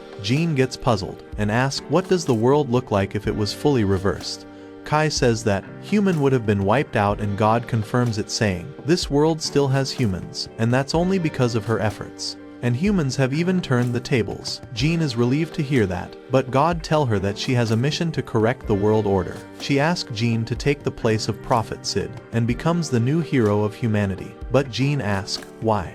The god says, she has watched over this world for a long time, witnessing how humans have been oppressed by all 4 races, and among them, only few had the potential to replace Sid, and Jean is one of them. She also notes that Kai could have been the candidate since he defeated the hero of demons, but his strength is his only qualifying trait, and adds that Kai was not meant to be in this world, which is why she chose Jean. So Jean asks, what is she supposed to do? God realizes that she must lead the battles like she always do and defeat the 4 heroes and Last Riser. Only after that the world order will be restored. Kai asks God, what exactly is Last Riser? But she admits that she doesn't know, as that entity never existed in history. Jean then asks, what will happen after they defeat the hero and last riser? God says, it depends on how deeply the world have been affected by reincarnation, so no one can say what will happen to this world. So for now, the god advises them to focus on the victory. The god expresses high expectation from Kai and Renee as well, urges them to go ahead and become the new heroes. After that, they all begin to leave, and on the way Kai notices Ren is quiet and asks if anything is wrong. Ren says she cannot predict if the voice was dangerous or not, as the voice was comforting, but at the same time gave her the bad feelings too. But Kai assures her that the voice belonged to the one who created Code Holder, so it shouldn't be our enemy. They then exit the building and Ryron asks what took them so long. She asks if something happened, but Jean dismisses it, saying it was a stone statue just like Ryron suggested earlier. So they moves ahead. Ryron then spots a winter sage fruit and asks Ren to pick some, as it's a spiritual medicine that can heal any wound. Meanwhile, Kai tells Jean not to worry too much about her new title, promising he will stay with her till the very end, and he declares that he will end the war of 5 races and will do whatever it takes to win it. He then remarks that Jean is same in this world as she in his world, but she still find it hard to believe. Besides this, she asks what kind of relationship they both have in his world. He replies they are childhood friends and colleagues, so Jean wonders if he would like to be friends with her in this world. Kai agrees and says that will not change anything in between them. Jean smiles, thinking he is the only one unfazed with the idea of becoming friends with her. Just then Ryron and Ren join them carrying the fruits. After that they starts traveling by cars, and Ryron has made some medicine for Kai using the fruit she picked. But Ren doesn't want Kai to drink it, as it smells awful. She fears he might die from it, so Ryron drinks it to prove her point, but the taste of it is so terrible that she immediately vomits it. But she still argues, the worse it tastes, the better its effects are, so she serves some to Kai, but Ren urges him not to drink it, but he goes ahead anyway, as he drinks it. Jean announces they are nearing the border of HEVEN Federation, and warns everyone to stay alert, so Saki peers out of the window, scanning for enemy. She then spots a building, and from her description, Kai guesses it's a graveyard, so they decides to stop and investigate. Jean then recalls these are the type of building 4 races were once captured in Kai's world, but suddenly Ren alerts them that they are surrounded, and suddenly some slimy creatures begins dropping from sky, prompting everyone to take battle positions. They open the fire on these slimy spirits, but their guns have little effect, so Jean quickly orders them to retreat back to vehicles. Meanwhile, Fallon continues fighting. Kai moves to support her, pointing out that the only to destroy spirits is by burning their bodies. But despite knowing this, they are unable to act as they lack weapons. But just then, soldiers armed with incinerator guns arrives and begin burning the spirits. It's clear that they are resistance army from HEVEN Federation, as the remaining spirits merges into one massive entity. The resistance leader swiftly destroys it, leading others shocked. He then approaches them asking if they need any medical aid. The leader's name is Ballman, who then asks Fallon if she is alright. He then greets Jean and she thanks him for timely rescue, but he praises them for their courage against the spirits. Fallon tries to slip away from the conversation, but Ballman stops her, saying he isn't finished talking yet. But Fallon knows his tendency to talk is too much, and everyone chuckles at him. But just then, Ren warns them again. The spirits are still there, and suddenly the spirits have made a bubble. The soldiers fires at the barrier, but their weapons have no effects. Kai tries using one of his bullet, but also fails to break through. Ryron mentions that she don't know what effect will her magic have on spirits, but then Kai tells Jean that he is going to create an opening and ask her to break through with everyone in one skiff. Kai then fires through the sunroof aiming at the spirit barrier. He shot and creates a gap, and they manages to escape. It turns out Kai used bullets that the dwarves had given him and is amazed by its potential. Jean then suggests they begin their strategy, and Ballman agrees, though he mentions them to make a stop first. They then arrives at a lake, and Ballman explains they came here to investigate the area because this lake wasn't here before. But just then Ren tell him that it's not a lake, but it's actually a spirit, and they watch the water begins to move in and transforms itself, revealing it's Coca, the hero of the spirits, and with the evil look, she declares that humans are in her way now. She then fires a high-pressure blast at Kai, forcing him to leap out of the way narrowly. Then, Coca morphed the water into a massive wrecking ball, smashing one of the vehicles. Seeing no other option, Kai uses his sword to slice Coca in half, and to ensure she stays down, he orders soldiers to unleash all the firepower. However, Coca barely flinches, and instead of struggling she absorbs the fire and regenerate again,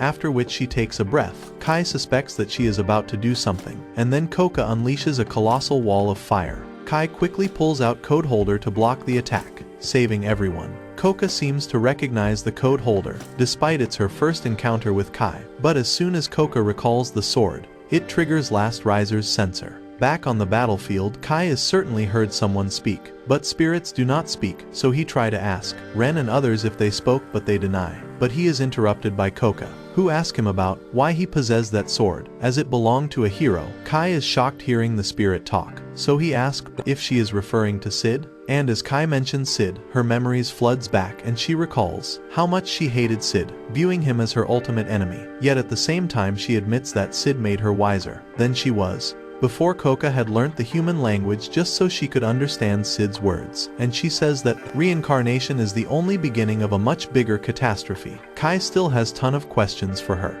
but before he could ask, he notices Last Riser portal opens behind her, and then it begins its zero code on the hero of spirit, planning to erase Coca from existence just for mentioning Sid's name. But Coca isn't new to deal with Last Riser, so she effortlessly breaks free from its grip, realizing it cannot pull its usual sneak attack.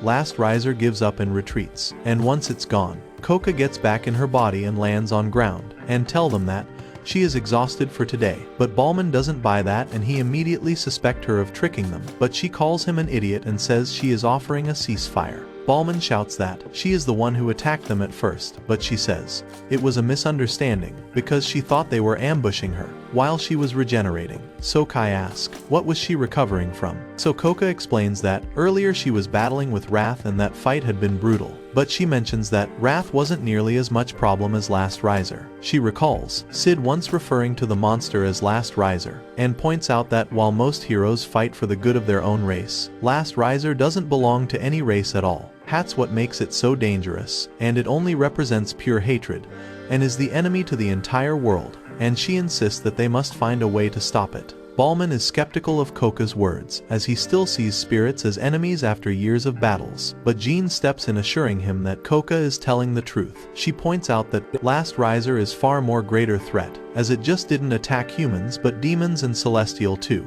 and she says she doesn't tend to forgive their oppression of humanity, but still wishes to opt for non-aggression pacts. So eventually Ballman agrees and put down his weapon in agreement to ceasefire. After that, Coca announces that she is leaving, but before she depart, Kai asks where is she heading. So Coca gestures towards the Black Pyramid, explaining that she remembers the graveyard as the first place she encountered Last Riser after Sid disappeared. Last Riser appeared, sparking reactions from heroes. Vanessa despised it, and so did Alria, and Coca herself was cautious. The only one who embraced Last Riser was Wrath, and ever since they have been working together. Curious, Kai asks if Wrath alliance with Last Riser is to gain power, but Coca denies, saying Wrath will never rely on someone for power, but rather its goal is to win the race war. After that, Jean and others are ready to investigate the graveyard, so Kai leads them to the entrance of graveyard, which is identical to the demon graveyard he previously explored, and then together they make their way to chamber, where Kai once found the code holder. Kai then approaches the pedestal at the center of the room,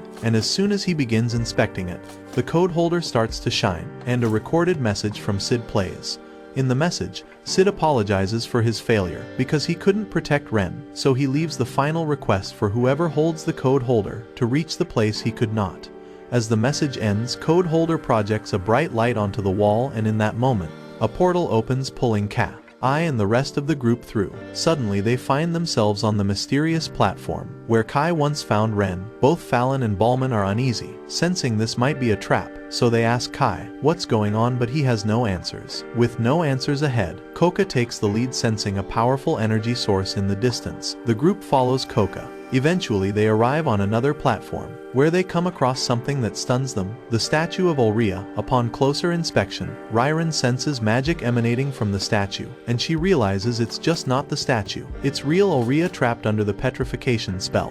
However, Ballman sees this as an opportunity to destroy the celestial hero, but Ryron quickly steps in, preventing him to do it, and while they argue, Coca examines the statue. She says that this isn't ordinary petrification, as the stone-like appearance is only superficial, and it seems like Alria has been frozen in place due to zero code effects. As the group wonder what is going on, suddenly the Last Riser reappears. Last Riser, then deducting intruders, announces a defense protocol to secure Alria's sealed body, and then scans the group and quickly identifies 3 individuals who are positive from taboo word: Sid, and they are the priority of destruction, while the others seemed irrelevant, so without hesitation, it teleports them away. Ren panics, worried about the others, but Kai reassures her that Last Riser excluded them from destruction protocol and sent them back to graveyard.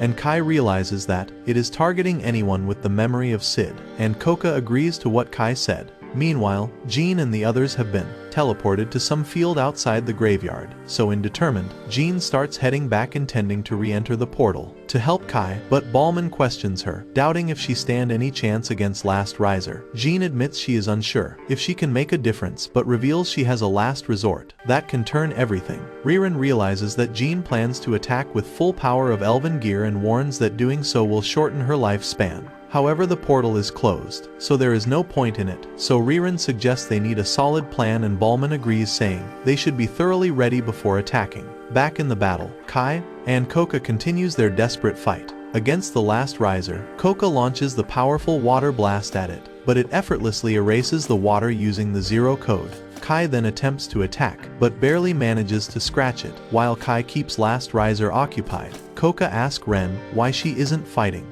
Ren admits she wants to help but is paralyzed by fear, as Last Riser terrifies her. So Coca then decides to use Ren's magic and absorbs her energy with her hand. Once Kai makes a brief separation from Last Riser, Coca takes a chance and cage Last Riser in ice and shatter it into pieces. Kai is astonished by Coca's power, as her power seems deadly enough to finish Last Riser. However, to everyone's shock, Last Riser emerges from portal fully restored. Kai finds it bizarre that Last Riser could recover easily from a seemingly fatal blow, especially when it had retreated so quickly during earlier fight. This leads the group to suspect that Last Riser can regenerate when it's tied to being within his dimension. Coco now realizes that they need to escape and asks Kai if there is a way out. He explains that last time he escaped using the code holder to slash through a dimension, so she realizes it's their only option. Then before leaving, Coco grabs Alria, causing Last Riser panic, so it's clear that Alria is a high priority target. So Coco devised a plan to use Laria as a bait to lure Last Riser out of the dimension. So the group begins their escape with Coco throwing fire at Last Riser to slow it down. However, Last Riser reflects the fire back at them, but Kai steps in using the code holder to block the attack. And in a process, he unintentionally tears open a hole in the dimension. And without hesitation, they all jumps through along with Last Riser, who's chasing after them. Once they are back in the real world, Kai uses the code holder to weaken Last Riser, so Coco seizes the opportunity and blasts Last Riser with a powerful lightning spell, reducing it to a pile of ashes. Meanwhile, Riren is working furiously. She is crafting upgraded weapon, knowing that human bullets are useless against Last Riser. Suddenly, a loud boom echoes from the graveyard, leaving everyone wondering what's happening. Just when Kai and Coca thinks it's over, they witness something horrifying. A tendril stretches out from portal, and all the way across the plains. Riren freezes, sensing an overwhelming surge of magical energy. It's Last Riser, but the most powerful version. This is the form that imprisoned Ren in the dimensions before, and it declares its intentions to erase them from the existence. Kai then wonders if Ren is alright seeing it, and Ren's mind restores the memories of Sid fighting to protect her before she was captured. We see Sid confronting Last Riser, demanding to know if it's responsible for the chaos. During the fight, Last Riser manages to wound Sid, which leads to Ren's captured. Ren, still haunted by the memory, tells Kai that she don't want to end up alone again, and Kai promises he will not let that happen. Later, we see the same goddess from before, apologizing to Sid. She admits that she would have preferred to meet Kai under different circumstances. Meanwhile, Kai is locked in battle with Last Riser, and Coco joins in, assisting with her magic. However, the Last Riser blocks her attacks and attempts to capture Coco, encasing her in a barrier. But before she is fully trapped, she uses one of her skills to teleport Kai, Ren, and the statue of Alria to safety, while she herself becomes sealed inside the barrier. Then Last Riser tries to erase Coca's code from existence, but inside, Coca realizes the strength of the barrier, so she unleashes all her magic, casting a powerful spell called Universal Light Mirroring, resulting in a massive explosion. Outside the graveyard, Jean and Ballman feels the shockwaves from the blast, and moments later, Alria's statue flies out of the graveyard and lands before them. So Jean orders Ballman to take command while she rushes in the graveyard. Meanwhile, we see Ren sitting next to Kai, who soon wakes up, and Ren says that she protected them by casting a powerful barrier. Kai then asks about the blast just happened, and Ren says that it probably by Coca. Jean then notices two of them and is relieved that they are safe, and tries to approach them. But Kai and Ren then realizes something horrifying. The last riser is still alive, even though it's been ripped to pieces. The last riser quickly regenerates, forcing Kai and Ren to run. From the graveyard, however, last riser suddenly flies out, capturing Ren. It detects a significant disturbance from the taboo word within her, recognizing that its influence on the new world has reached the dangerous level. But before the creature could act, Ren unleashes the powerful lightning spell, freeing herself from the grasp. The last riser tries to attack her again, but Kai steps in, refusing to let it touch Ren. He strikes it with his sword, but the last riser's barrier deflects the attack. Balman joins, attacking the creature, followed by Fallon, but even with the three of them working together cannot break its barrier. In desperation, Balman throws a grenade at it and Fallon slashes with her sword. The soldiers opens fire as well, but nothing seems to be working. Then Jean prepares to fire the spiritual flame, a weapon that Ryron have been crafting. Ryron asks Jean to shot accurately, as that's the only arrow she managed to create. She explained that our arrow has absorbed so much heat and magic that it will burn for eternity. Jean then makes aim and releases the arrow, striking the last riser right in the head. The arrow absorbs the heat, triggering a massive explosion. After the dust settles, the last riser crashes to the ground, its head separated from its body. Despite this, Balman cautions everyone not to let their guard down, because they don't know what this things might pull. To everyone's surprise, the last riser begins muttering something, as if it's reciting a spell, and suddenly a portal appears, the one that originally brought Kai into this world. Everyone moves to surround the last riser, but it leads to second-level shift in the world reincarnation, initiating an override of the strongest hero. From within the black hole, a sword resembling the code holder emerges, and the last riser, remorse to Sid, and wield the sword that leaves Kai absolutely stunned. Elsewhere, we see Wrath furious that Sid's mistake has thrown their fate, but she refuses to surrender, vowing that mythical beasts are saved even if the entire world crushes down. Meanwhile, the last riser begins running its Sid program, and Kai clashes sword with it. He furiously calls out last riser for being nothing more than a copy, stealing Sid's appearance and dishonoring his name. Ren then joins the fight, hurling lightning magic at the creature, warning it not to mock Sid. But suddenly, the last riser uses the dimensional gate to teleport Ren away. Kai then desperately demands her return as he presses the attack, but the last riser easily pushes him off, driving its sword into the ground. At this moment, Kai recalls a memory from his previous world. After a long day of training, Jean once asked him, "Why do you push yourself so hard?" And he replied, "It's simply my duty." Jean then asks, "Are you planning to become Sid?" But Kai says, "It isn't about that."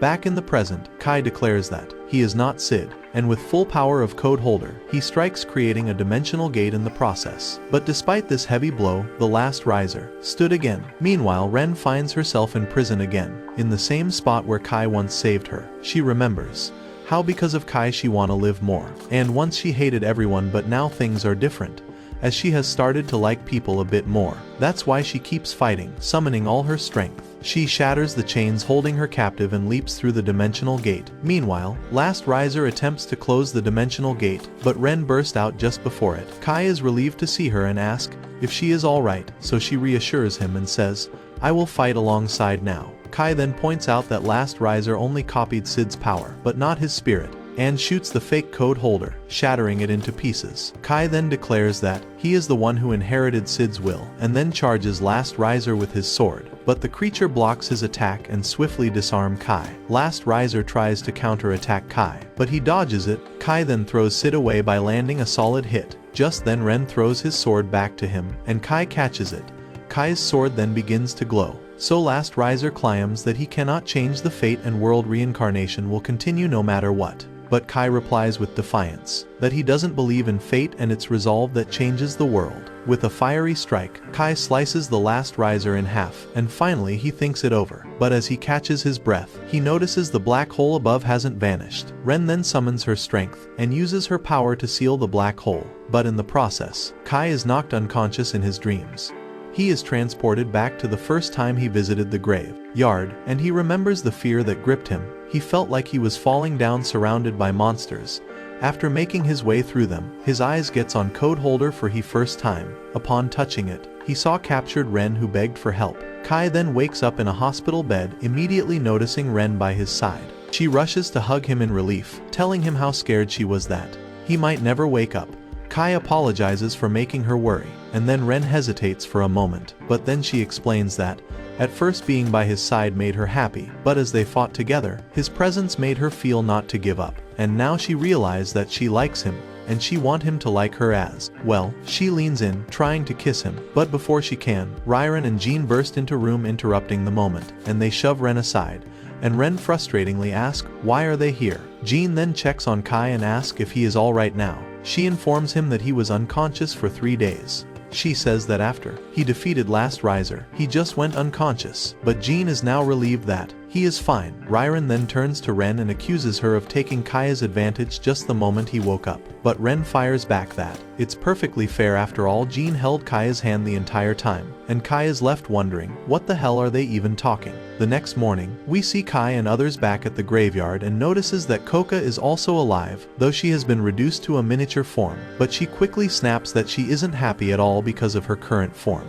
She split her cord to escape, and now it will take her 30 years to recover properly, while Ballman is fine with it, as now she will stick to the truce with humans, and Coca says that he can smash her if he thinks she is going to betray them.